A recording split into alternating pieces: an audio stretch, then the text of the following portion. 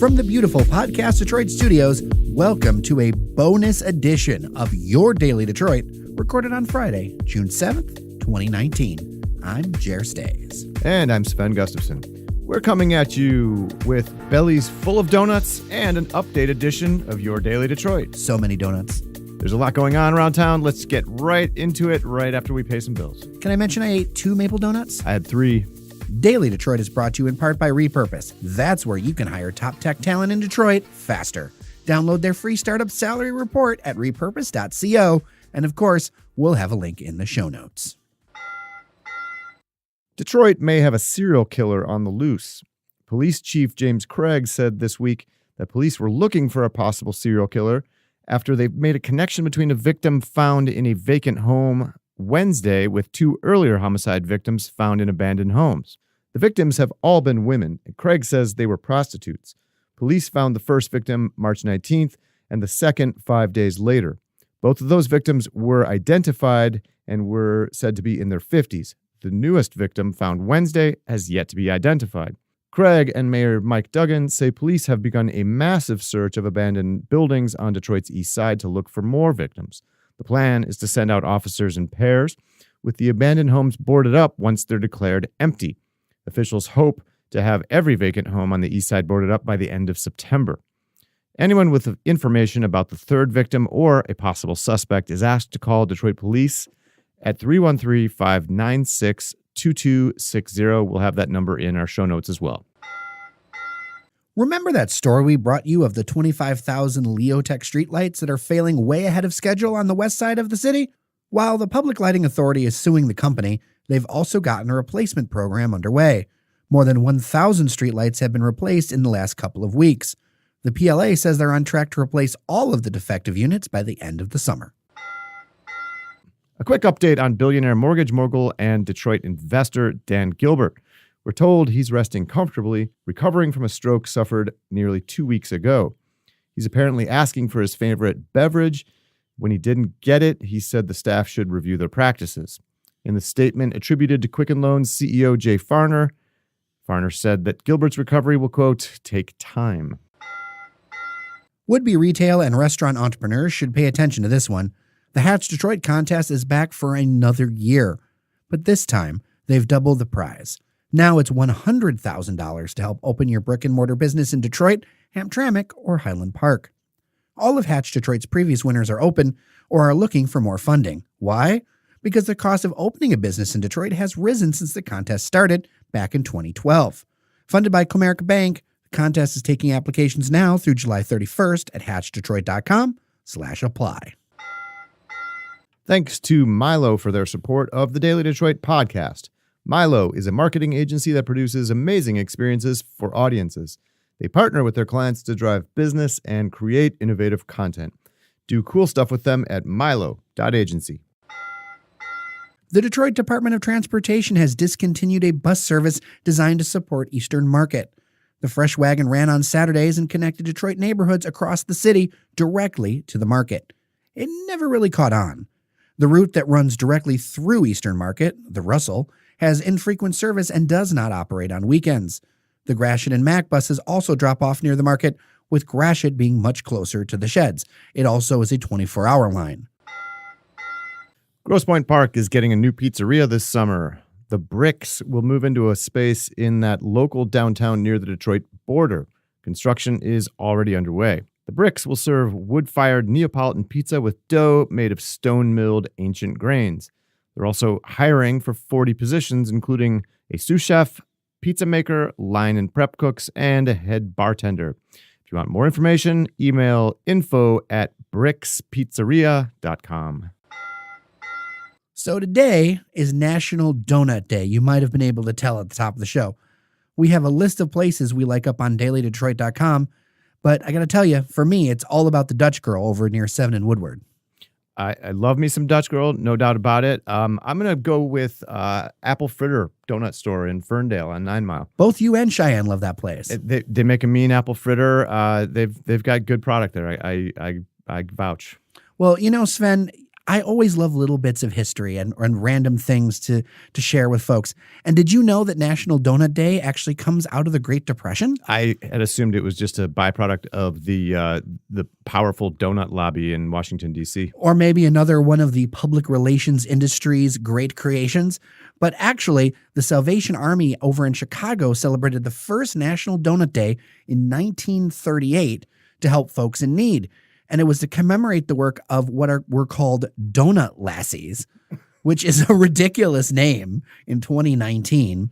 But they actually helped serve donuts to soldiers during World War I. This is a ridiculous story. Oh, you know me, though. It's Friday, right? Let's get crazy. So this day across the country, on the food trucks, the kitchens, all the things that Salvation Army serves, they actually give free donuts away to people in need because I believe everyone deserves donuts. Let them eat donuts. It wasn't Marie Antoinette the one who said that? Axle Brewing Company will close its Livernois Taproom in Ferndale at the end of this month, just 2 years after it first opened. Technically, Axle is hoping to sell to a strategic partner or buyer with more scale or resources. Axle Brewing president Dan Riley told the Freep that the company launched its brand in 2015 without a physical taproom and without establishing a product and engaging consumers. Difficulties in distribution and last summer's road reconstruction on Livernois and Ferndale also added obstacles. He added, and I quote, "We don't have the scale right now and the infrastructure and the cost structure to see a clear path to profitability in the near term," end quote. Riley said the business will continue to honor its distribution commitments, including to Detroit City FC home matches. Joining us to talk about this is Dave Phillips. Beyond being a co-founder of the IT in the D podcast and one half of the Podcast Detroit team, he also has experience running a brewery that no longer exists. In fact, you could say it fell down. It did. It fell down and went boom. It was called it was called Falling Down. Yeah, it was Falling Down Beer Company. Everybody knows, or at least a lot of people know, that was something that Bob and I dove into pretty hard and heavy. And Bob so Walton-Spiel, yep. the other half of Podcast Detroit and IT in the D. Yep. And I just assume everybody knows who he is. No, so I mean, I got to be honest with you. This is this doesn't surprise me. Not necessarily Axle in particular, but even when we were diving in with Falling Down, and the more we talked with other brewers and the more we talked with other businesses and that kind of stuff, it was readily apparent to me that that's the next bubble that's going to be popping. You know, we had the IT bubble, we had the housing bubble, you had cars and all that stuff, and I think the brewery market has finally started to hit its saturation point. Here in Michigan. I mean, you look back in, 2012, and I can't remember if Falling Down was around in 2012 or it was a 2013 thing.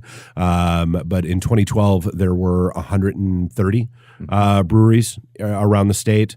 When Batch, I believe, when they opened up a few years after Falling Down did, they were in the 400s.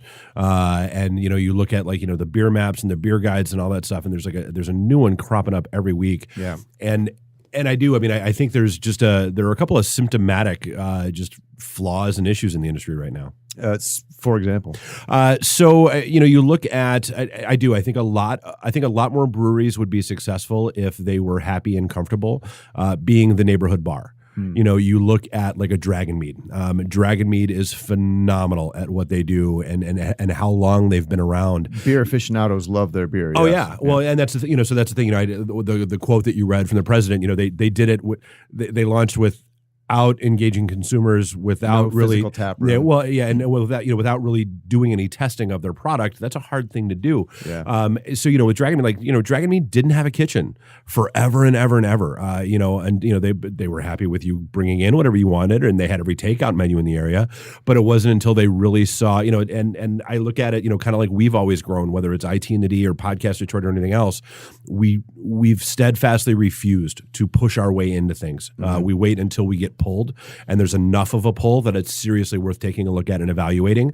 And I think a lot of the brewers see the founders and and everybody on the shelves at Meyer and everything else that's going on, and it's a real rough road to hoe right now. Speaking of those shelves, though, it seems like the choices are so many now that it's difficult for any particular brand to stand out. Oh, for sure. I mean, so, and that's what, that's why so much goes into label design, at this kind, you want something that's in box design and that kind of stuff, that's going to jump I buy off. Yellowtail wine because I like the kangaroo. Exactly. Because it's something that jumps out and catches somebody's eye, and you, hey, I'll give it a look, I'll give it a try and see what happens, and maybe they come back and buy more, and maybe you're just those one and done buyers. Don't people get also kind of tired with new beers? Like I feel like I've read in a lot of places where craft beer drinkers want something new, like every week, every 2 weeks, and don't really stick with stick with an old favorite. I have an opinion on that. I mean, I love beer. I love craft beers, but I'm just starting to feel like the craft beer industry is starting to jump the shark, because I go to beer stores now and I'm completely overwhelmed by the sheer volume of beers and the array. There are times now, like this happens, I would say on the regular, where I go into either a bar or a store and I have a hard time finding something that actually sounds good, because it's like, oh, now we've got peanut butter and jelly pale ale. Like, that sounds disgusting. I'm sorry. I have no desire to drink that. For example, I'm just throwing that out. I haven't really seen that. But you're seeing these wild and experimental flavors that, frankly, like, I want good beer. Like, I don't need to be bowled over with, like, these crazy recipe concoctions. Like, I want good beers. I can name tons of like great beers that I've loved drinking over the years that I can't even find anymore because they've been crowded off the shelves. Well, and with so much out there, it's hard to find the really good stuff. And from like big name breweries too. Well, and not only that, but you look at, that's the issue you see in bars. Where, like, I've talked with distributors and I've talked, and other brewers and that, because what you're seeing now is more and more brewers are starting to get away from dealing with a distributor and starting to push themselves through self-distribution. Mm-hmm. And one of the reasons why they're doing that is because you've got, a lot of the bars will, hey, yeah, we want whatever's new and cool and great. Okay, that's fine. But let's be real. If you're trying to build a steady clientele, and this kind of gets back to that neighborhood bar motif. If you're trying to build a steady clientele, you need a steady palate. You need a solid roster of beer that will always be there no matter what. Like, even if you go to, like, Hopcat, cajillions of taps. You walk in there one week and you find a beer that you love. You walk in there the next week and it's probably not there. Yeah. Well, and to me, what's surprising about all of this is Axle is a beautiful facility. I mean, you walk in there, it is gorgeous. They did a wonderful job with that place, from the tile to the outdoors to the everything. But also, it's interesting because it's so big, but it's in like a neighborhood bar spot, right? Right. It's like a destination. I mean, it's like walkable from your house, right? It's right. And it's a destination building in a very much neighborhood pub. Mm-hmm. And setting. Well, and so you look at it, that may well have been part of their. I don't know the specifics. But that may well have been part of their issue. Is you look at as the beauty. One of the great things of the area starting to come back is all the prices are starting to go up.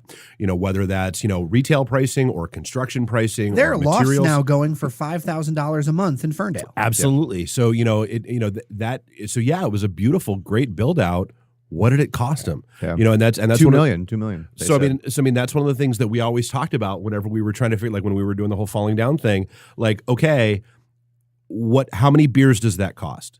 Like, don't even talk to me in dollars. Talk to me in how many beers do we have to sell to make that a viable option, and then tell me whether or not it's realistic. Like, because you're doing, we're gonna, if you're gonna redo the kitchen, and that's 15,000 beers. How long does it take us to sell 15,000 beers? And what does that really mean? And like, is there a path to profitability there? And even with that awareness, things don't always work out the way you want them to. Yep. I'm just putting it out there that we're talking about this in this situation. And that's the thing, is when you've got such a competitive market, you have to have products that stand out. And it's cutthroat. It is absolutely, and it's weird because it's cutthroat, but it's not. I don't want to give the wrong impression. Like, there is not a single brewer that I've ever met, whether it was through the Warren Brewfest stuff or just hanging out yakking with people. Once we had bought in and they knew we were around and doing stuff. It is such an open, friendly, welcoming community. But it's one of those things where, like, they almost don't know. It's like looking at NFL owners. Like, NFL owners all sat around and complained about player salaries rising, but none of them stopped themselves from paying these players more higher salaries.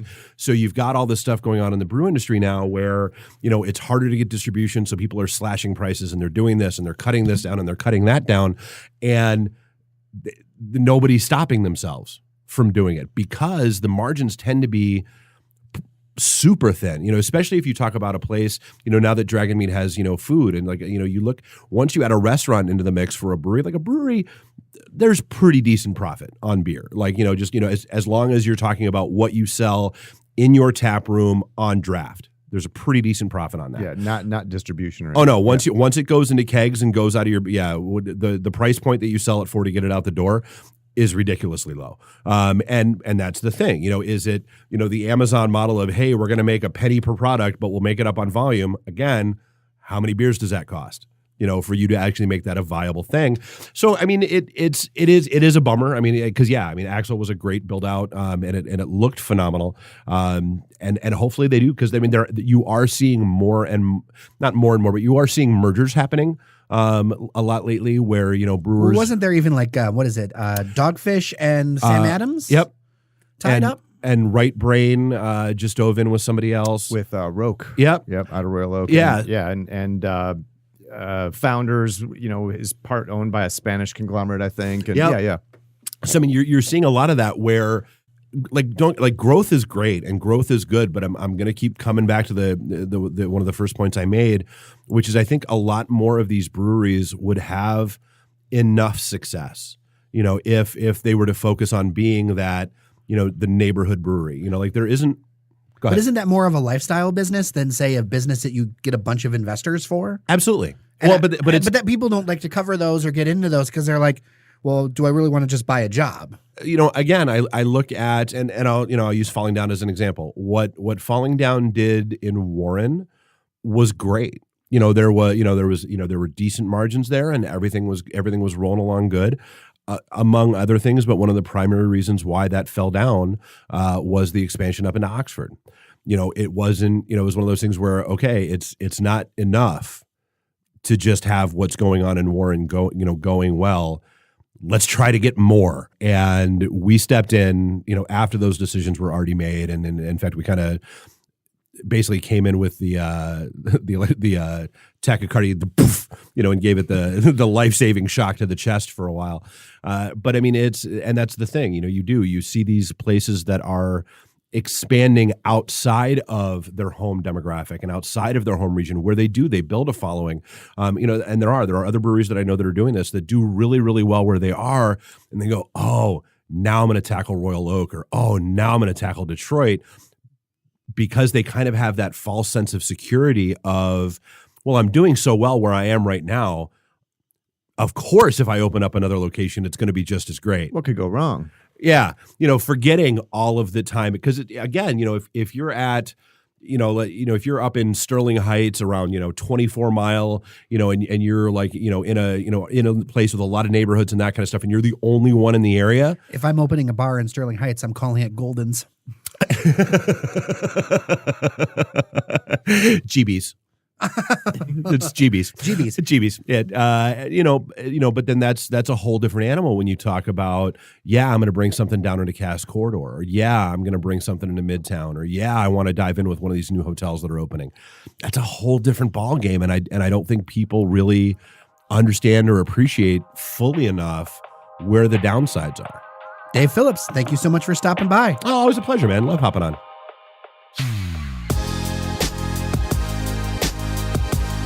And we're done for today. A little programming note. We'll have a conversation tomorrow in your podcast feed for your ear holes about the City of Oak Park with City Manager Eric Tungate. So look for that. I'm Sven Gustafson. Thanks so much for listening. And I'm Jer Stays. Take care of each other, and we'll see you around Detroit. You're listening to the Podcast Detroit Network. Visit www.podcastdetroit.com for more information.